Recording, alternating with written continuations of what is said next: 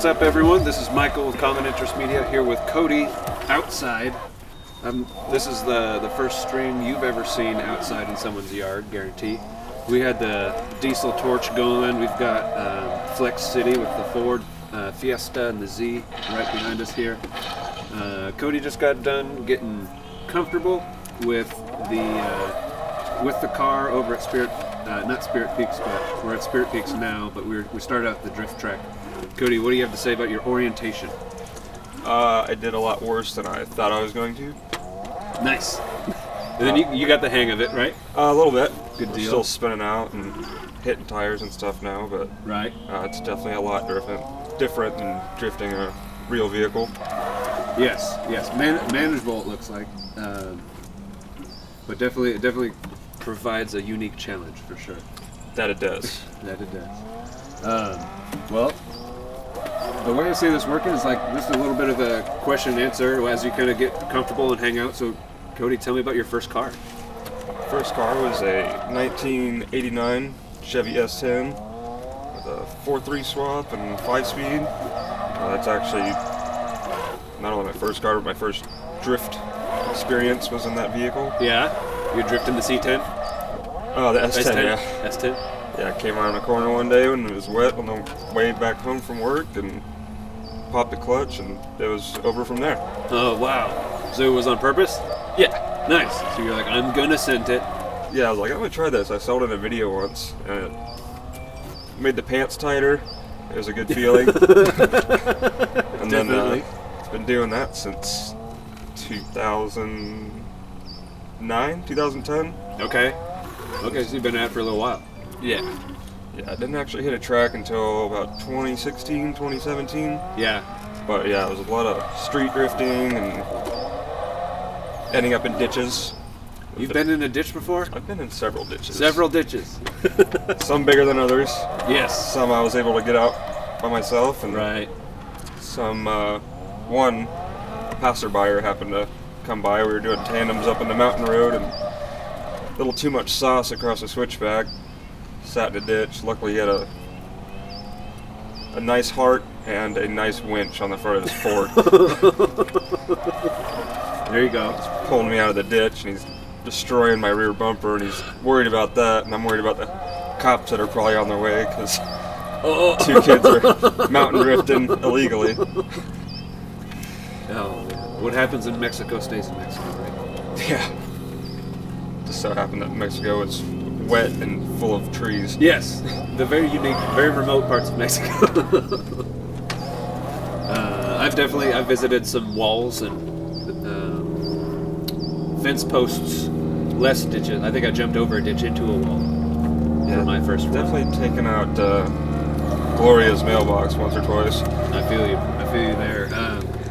And then, what is your favorite car that you've had over the years? My favorite is probably going to be the S13. Yeah. I've had a lot. When I got it, it was a $500, not a rust bucket, but like an ugly duckling of cars. Yeah. A lot of money, TLC, and heartbreak, but she looks really cool now. Yeah, I've been following your story since like 2017 or so, and you've had a couple different motors in there, and I've seen the level of smoke you've gotten from things kind of increase over time. Yeah. Getting more sauce on things progressively. Yeah, a couple different, about 4 different engines, about 3 different motor setups total. Went from a naturally aspirated KA motor, turboed that, blew that up. Yep. Went back to the NAKA. Yep. Okay. Then from there we went to the 5.3. Put a couple bearings in there, knocked about 3 times, and then we went to the 6.0, knocked again. So now we're on a full rebuild. She's been under the knife since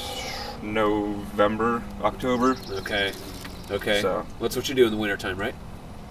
what's that? Rebuild? Yeah. I try not to, but it seems to be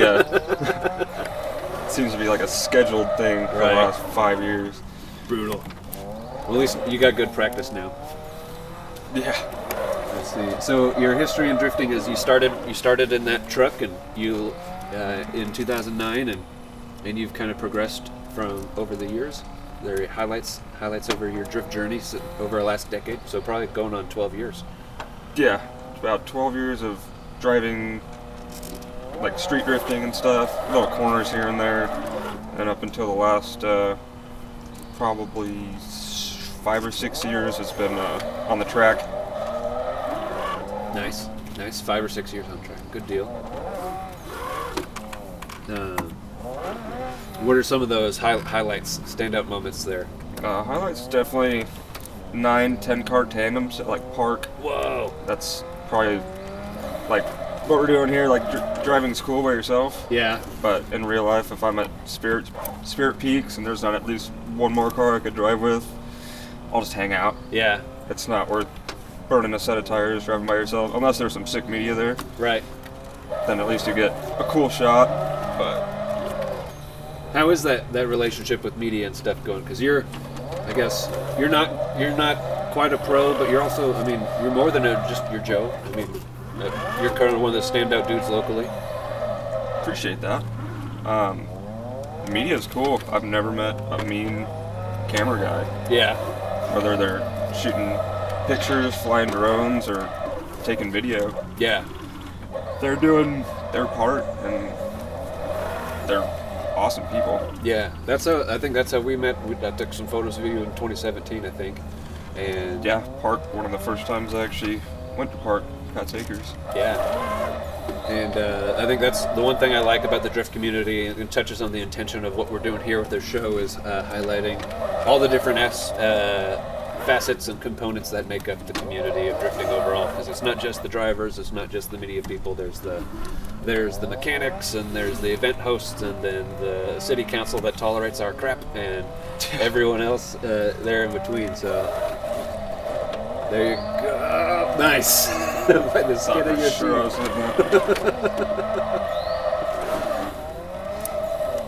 Yeah, it's probably one of the best communities as far as the car scene goes, I believe. Yeah. Because now you got takeovers. Nobody likes those guys. Nobody likes takeovers. But even going to a cruise or a car meet or whatever, there's so many people who are just nasty to each other because of what wheels or suspension or what mods they've done. And then you're also competing to be the coolest looking car sitting out in front of your Krispy Kreme or wherever you're going. So are you just saying that there's some prickly personalities in the drift scene, or not in car culture in general? In car culture in general, yeah. But I mean, I know a lot of people that do racing, oval track, bump to pass stuff, and you're in competition with these people all the time. You're not just going out to have fun. Yeah. Unless you're at a demo derby, but you're there to win, not wreck your car. Right. Well, I mean, you're there to wreck your car, but you're wrecking your car to win. Right. What do you say? And you say, does that carry over into the drift as well, or does that speak to an opportunity for what do you think the community needs to kind of rise above some of that tit for tat? Well, in the drift community, it seems like as long as you're a halfway decent driver, and your car looks halfway cool, you're usually pretty cool. It's not a bad community to be in. I've had no bad experiences in drifting. I've drifted with randoms and had my quarter panel smashed in, and you laugh about it. Yeah. If it's still drivable, then you go out and do it again. Right. And hopefully it doesn't smash the other quarter panel. But there's so many aftermarket parts nowadays that you don't have to fix it. You just, unless it's terrible.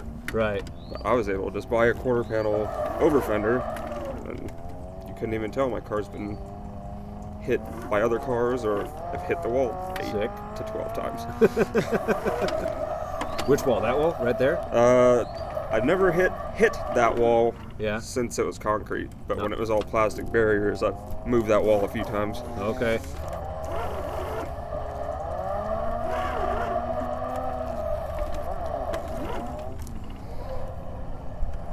Nice. Good deal. So, some people, it's a feat just in itself to be able to participate in drifting. So, especially this, it's not as cheap as it was 12 years ago or 11 years ago when we got not. started. And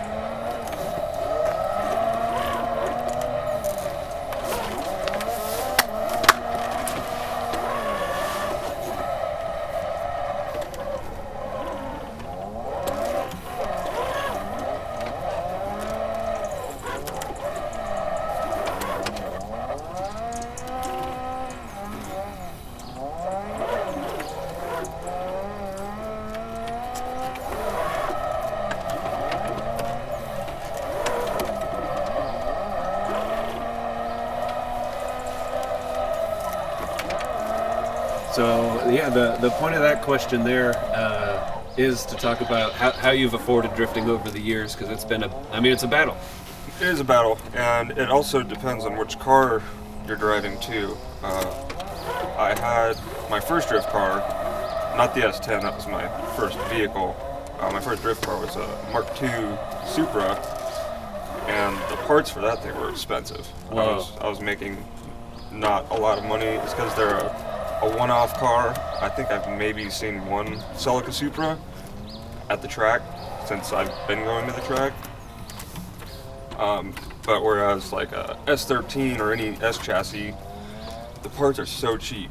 You can get control arms for $50 off eBay. Mm-hmm. There's hundreds of companies manufacturing these drift parts, sport parts for these cars. Yeah. And they've been doing it since they came out. Right. Because they were a race drift kind of style of a car. Yeah. So out of the box, people were modifying these things to do such. So it just seems that car was not only appropriate, they look cool, the parts were affordable. And I mean, just like any other vehicle, there's going to be more expensive parts than the other manufacturers and stuff. So you got rid of that first car, the Super Celica, real quick, or? I mean, I lowered it. It had wheels. The e-brake worked amazing on it for a 40-year-old car. But it just wasn't. It's not that it wasn't my style. It just wasn't a practical car to be doing such in. You go to the track now. If I still had the Celica Supra, for the amount of parts that I break with an aggressive driving style or tandems or hitting stuff, going over apexes and stuff, nobody's going to have a single part for that Celica Supra. Yeah. I've broken my car countless times at the track, and 9 out of 10 times, if the motor's not knocking, someone has a part for me. Or it's readily available at your local auto parts store. Yeah, that's what you love about American Motors, right? Well, not only the motor, but just the chassis itself. It's an economy performance car, and if one O'Reilly Auto Parts store doesn't have it, the Napa down the street or AutoZone or whatever, they're probably going to have it, or it can be ordered. You can at least get it the next day. So part of keeping drifting affordable is the right chassis and knowing how to source parts how you need. Yeah, and I was starting when I didn't have a lot of money when I was drifting. I was working 40 hours a week as a mechanic, but I was still a novice mechanic. Used tires. Yeah. All day long. Oh yeah. You go to the used tire shops, $20 a tire, $5 to mount them. Yeah. I would roll to Park, which is 3 hours from here. Yeah. I'd show up with 12 sets of tires. I would have the bed of my Dodge literally full of tires, used tires. And then you'd get a good 6 to 8 laps on them, especially because they were only that wide. Right. So I was running 80 horsepower at 60 PSI on my tires. But that's fun. You dug out of it, there you go. Saucy. I see you. That's cool. Having a good job now definitely helps, but with all the inflation and everything else, everything is getting more expensive. Yeah. When did you pick up your big badass job, or what was that evolution in just being able to afford the sport? I've only been doing the big rigs for a year now. Okay. But I've had buddies doing it for 10 years. I just never took the dive to go get my commercial driver's license until the beginning of this year, actually. Okay. Or, no, 2021, right as COVID was at its worst, probably. Yeah. Other than that, I was just slanging wrenches. Nice. So you were a mechanic for most of the time? Yeah, about 8 years mechanic. The last 5 years were at a BMW dealership, which I did very well there as one of the top heavy line mechanics. Okay. As far as production went. Yes. yeah, boy. Yes. It's almost like I've done it before. Yeah, right. And then you lose.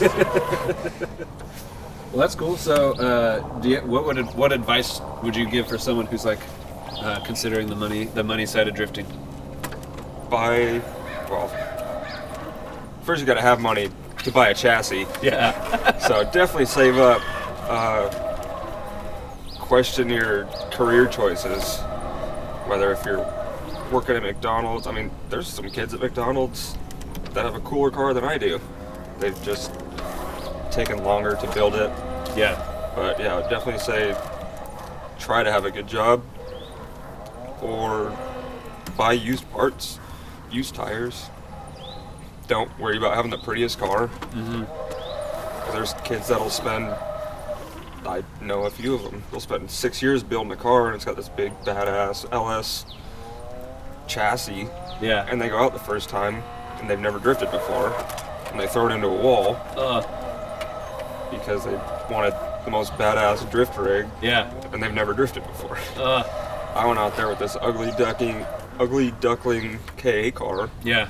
I didn't care. It was ugly. But I wasn't worried about it. Right. So I would just play bumper cars with my buddies, basically. And it was sick. That's good. I like that. So, care less. I've seen some stuff. I watched. I forget, someone spun out at park sometime, and the announcer was like, "Too bad his neon didn't help him with that drift." Or whatever. Yeah. Oh man. But no, I feel that. Yeah, try to. If you want a badass car, then yeah, you're gonna have to put forth the effort and the money. Yeah. But if you want to just go out and have fun, it's gonna cost money, but it's not gonna be as expensive. Right.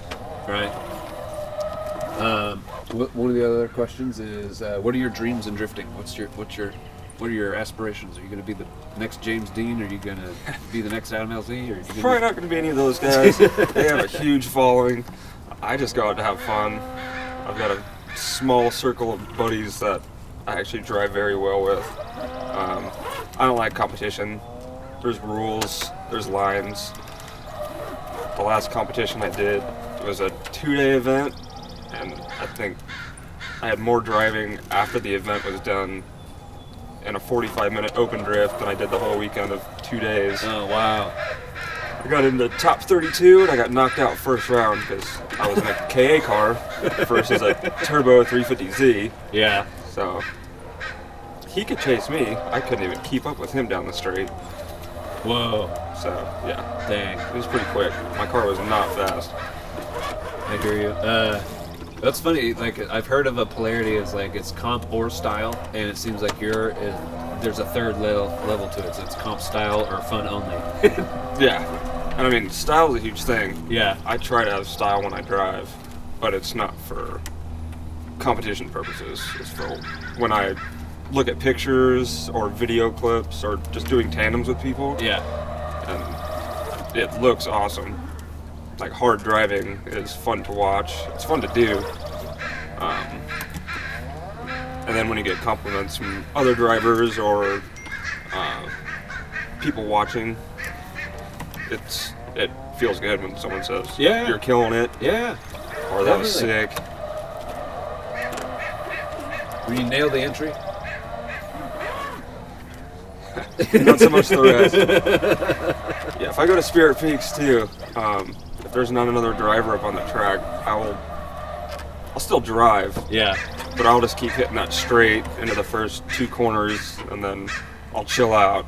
Oh, really? And It's then- like big sauce at the first turn only. Big sauce, big entries. It's like the Japanese kind of stuff. That's fun. It's hard flicks.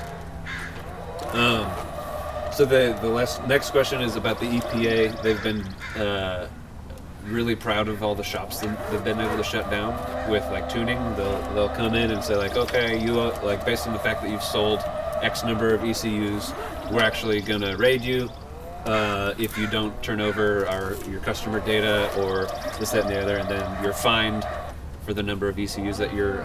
Is that a real thing? It is a real thing. It sounds like that Fast and Furious. Yeah, I know. I know. No, it's our government shutting down local tuning shops. Trying to find Hector with his 3 spoon engines. Exactly. Exactly. These things go for a killing on race wars. Yeah. But do you have a message to the EPA about their antics or anything? 'Cause I mean, it's kind of unethical, but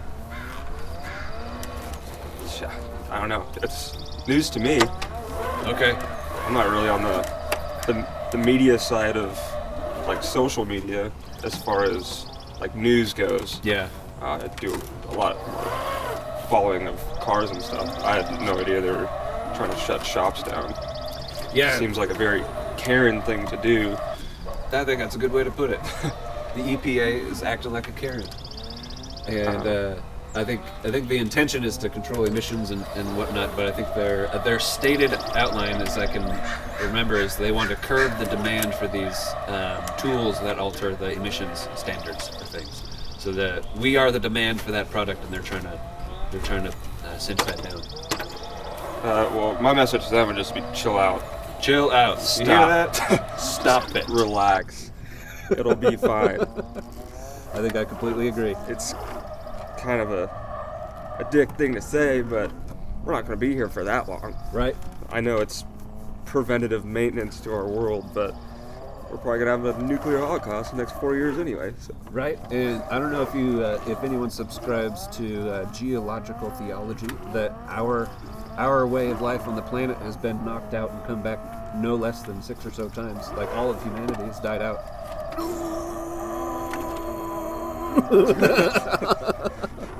That was a good one. Well, cool. I think that's a pretty succinct message. How about you just chill out, guys? Just chill out. Just chill out, man. I tell people that all the time. And then this next section is shoutouts. Is there anyone that deserves a shout out that it's been in your drifting journey for the last 12 years? Definitely family. Family? Family and friends. I've never really had any sponsors or anything, but when you're doing a sport just for fun and you're just dumping tens of $1,000s into a $500 car for what? To go burn the tires off of it and destroy it with your friends? Thanks, Mom. I could have been doing drugs. Right. Probably would have been a lot cheaper. No, I completely agree. Yeah, That's definitely. good. Friends, family, supportive girlfriend. Thank you for letting me spend all my hard-earned dollars instead of investing in a house or That's stocks or. That's respect. It is a balance, and I know that when it comes to just shredding, a lot of the time shredding comes first. Yeah. Shred first, ask questions later. Shred first, ask questions later. I like that.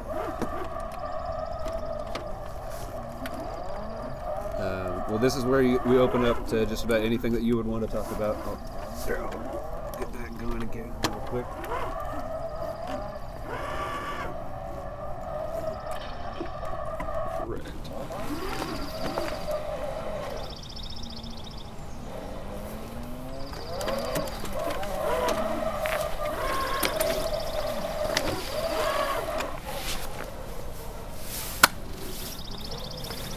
Gas gun? Or was... No, you're almost there. No, you're good. Oh, you're checking the sound? I was checking the sound because it'll be a balance. I have to look at that file versus this. I'm not sure how any of this is going to turn out. But this is an open discussion here. Is there? What are your thoughts on like the state of drifting as it is, or drifting in the Pacific Northwest as it relates to the rest of the country, or different stuff like that? I mean, the driving styles are definitely different between states. Like up here, it's very saucy boy stance, kind of like almost like a early 2000s, late 90s Japanese style. You got big wheels, pushing these little cars that are slammed on their nuts. Yeah. And then you got some guys who look like down in like Texas and stuff. A lot of Corvettes, a lot of wheel gap because they're aggressive driving styles. Yeah. Need that. Yep. I'm kind of in the middle myself. Uh-huh. I love that slammed big wheel stance kind of stuff because it looks so sick when it's going sideways or you're in tandems. Yes. But at the same time, you can't get it on your trailer. Yeah. You can't hit an apex, or else you're destroying your $3,000 wheels. Which, I mean, mine weren't $3,000, but the 3-piece wheels are sick. But it really sucks when you destroy a lip, and it's $300 to $500 a lip. Oh man, yeah. When you could just roll $300 wheels, and when it blows up or shatters, then you just go buy another $300 wheel. So you're not a rep extremist? I'm in the middle. You're in the middle. I got 3-piece wheels in the front and 1-piece reps in the back right now. Nice. Especially for spares. You're taking them to some of these janky tire shops, whoever can mount and balance your tires. I'd say the cheapest. Yeah, well, that's fair. I didn't. That's an appropriate balance to strike. I mean, I'm not. I used to think rotas were cool. Whatever looks cool. Yeah. There it is. Yep. And I tell my girlfriend the same thing with this kind of driving. You can spin out 100 times in a day.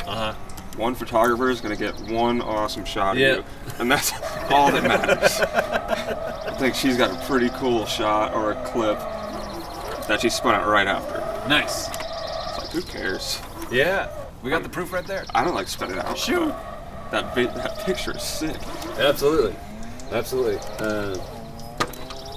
Well, cool. Thank you, Cody. This is rad. We'll probably hang out here and keep driving at least for a little bit. I'll eventually go see my grandma later today. But very nice. This has been Common Interest Media Sim Session number 1. Thanks very much for taking a look and hanging out with Cody and I. The point of this channel is to flip your life incrementally in the direction of your loftiest ambition. Get closer to your dream.